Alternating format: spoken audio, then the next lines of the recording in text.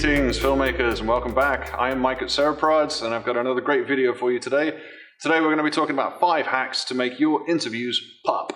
Now, as a commercial filmmaker, interviews are your bread and butter. People need interviews for all sorts of reasons. They could be for hotel management, they could be for tourism, they could be sports stars, they could be musicians, anything. Everybody is looking for interviews. There's always something to ask and you want to be the person to ask it. But it's easy to fall into a few simple traps that can make interviews seem drab and lifeless and boring. So we're going to talk about 5 easy to apply rules or hacks that you can do in your next interview to make it really come to life. Number 1, eye contact and body language. This was originally going to be 2 parts, but I wanted to keep it to 5, and otherwise it would have been 6, and then 7, and then 8. So eye contact and body language is of paramount importance when you are doing an interview. Engaging with your subject is about the most important thing you can do. You really want them to feel like you empathize, and not just feel like you empathize, you really want to empathize with whatever it is that they're talking about and connect with them on a kind of a base level so that you can glean information or insight or commentary that might not have ordinarily come out in an ordinary interview. Your body language is very important, so you want to be sitting in a way that doesn't feel awkward, that doesn't feel forced. Most of the time when you're doing an interview, you will have to position yourself so that your eye line works with the camera well. And typically what that means is that your eye line is about in the middle of where the lens goes, just to the left or right of the camera, unless you want the subject looking directly at the camera, which can be a little bit impersonal and also make the subject feel a bit weird in giving answers like that.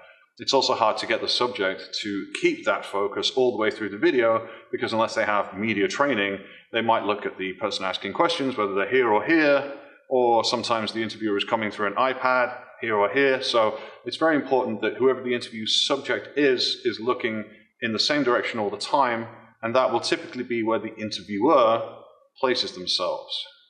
Hack number 2, comfort. You don't want to be uncomfortable, and you sure don't want your interview subject to be uncomfortable. So shooting in somebody's home is usually a great hack to make them feel comfortable and feel like they retain control of the situation, whatever that interview might be. You might bring in a crew to rig lighting. That might be a small crew, might be a large crew. It depends on what the interview is all about, what the market is, so on and so forth. But to keep the interview subject comfortable is very, very important. And also you want the interviewer to be comfortable as well, because if the interviewer is tense, on edge, or looks like they are not feeling that moment, then the interview subject is going to be more reserved and is not going to want to say all the things that they might want to say that is going to make your interview really pop and really come to life. Hack number 3, pay attention, aka active listening. Again, this was going to be 2 different points, but I think they kind of roll in together. Now, what is active listening? Well, active listening is in essence what it sounds like. When you pay attention, when you listen to a person's responses to questions that you've previously made, it should open up new questions or new ways of thinking or new roads of discussion. Don't be afraid of silence. Make sure that you're not the one that fills that silence. Make sure that the interview subject is the one that fills that void, because that is when you will get that interesting and insightful information that will make your interview unique and special and seem less like a prepared answer and more like a genuine moment or a genuine feeling. Hack number 4, short but open questions. A lot of the time when you do an interview, you will want to give the questions that you're going to ask to the subject before the day, so that they have time to prepare their answers, unless it's a certain type of interview where you want them not to have prepared, if that makes sense. But if you're talking about like a corporate interview, which is often in some sort of professional environment, whether it be industrial, medical, scientific, business, whatever, you'll want them to have time to prepare. But those questions that you give them will be open and will be short enough that they should lead on to new avenues of discussion. That's where you're going to get those really interesting pieces of information. The other thing to remember is that most interviews that you record will not be live.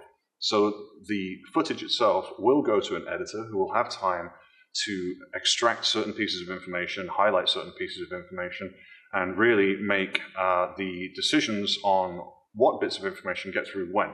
So it's important to have short but open questions, because then that leads to other areas of discussion which can be very, very useful to create a rich tapestry of whoever the interview subject actually is. And last but not least, hack number 5, remain curious.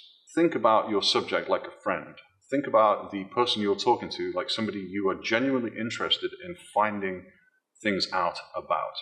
Whether you are or not, doesn't really matter. Your job as an interviewer is to find out what makes this person tick and what their answers really mean in terms of the questions that you made in the first place. Now, 99% of the time, the questions that you ask won't even make it onto tape. So you're going to be asking your subject to kind of frame the answer so it includes some of the question. So it's important to keep your questions short, but keep them open enough so that they inspire the recipient or the interview subject to be quite liberal and quite loose in the way that they explain themselves, and allow your curiosity to then take them to the next level of discussion, wherein lies the gold of interviews and the magic of the conversation and that lost art therein. So that's 5 handy tips to make your next interview feel a little bit less like a recorded script and a little bit more like an insightful discussion.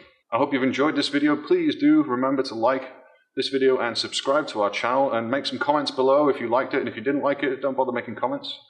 Or if you want to see any other type of video, let us know. If you're a producer and you want to shoot something in Puerto Rico, please do consider CereProds. Hit our website. There's a website address around here somewhere, www.cereprods.com, or you can just email me, mike@cereprods.com, and we'll be glad to help you out in whatever kind of filming situation you may have, or photography situation you may have, or live event, or whatever you have going on. If it's got media to do with it and it's in Puerto Rico, CereProds has got you covered. All right, thanks very much. And remember, the best camera that you have is the one that you have access to. Until next time.